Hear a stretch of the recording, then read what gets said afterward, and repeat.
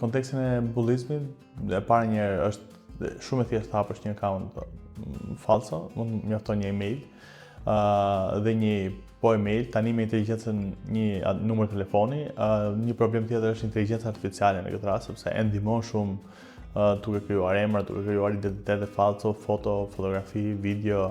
Edhe pse platformat e ndryshme kanë futur në ban fjalë caktuara, keyword të caktuara që nëse komentohen, komentet të tyre zhduken, por është shumë e vështirë që të kontrollohet plotësisht.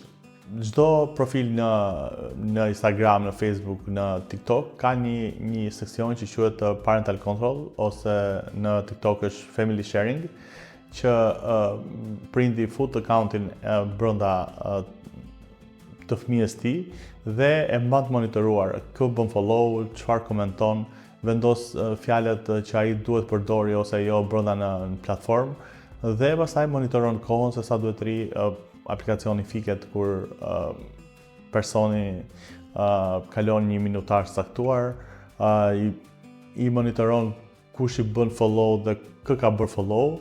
Kështu që kjo është vetëm një mënyrë që të ruajmë fëmijët në një farë mënyrë nga komunikimet online. Si mund të raportohet?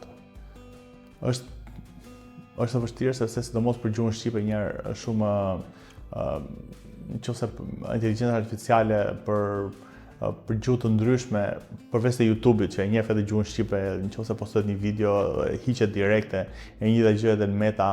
Në TikTok është ndoshta duan, ndoshta nuk duan, videot nuk transkriptohen në gjuhën shqipe dhe AI nuk e kupton se për çfarë po flitet ose çfarë po komunikohet brenda kësaj videoje.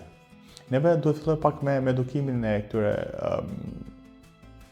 fëmijëve që nga mosha 10 vjeç dhe moshën 13 vjeç, si të menaxhojnë mediat e tyre sociale, çfarë është privatësia e tyre, të mësojmë çfarë është privatësia, si të menaxhojnë kontenti, çfarë janë fotot, si duhet i ndajnë fotot, çfarë fotosh duhet ndajnë dhe çfarë fotos duhet ndajnë.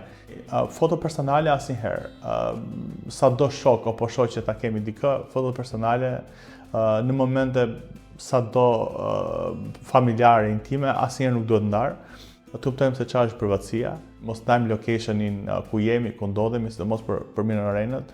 Pasi kemi edukuar shoqërinë për privatësinë, për dhënat personale dhe të ketë kuptuar shoqëria që social media është thjesht një tsunami në gotë, të fillojmë të marrim vendime.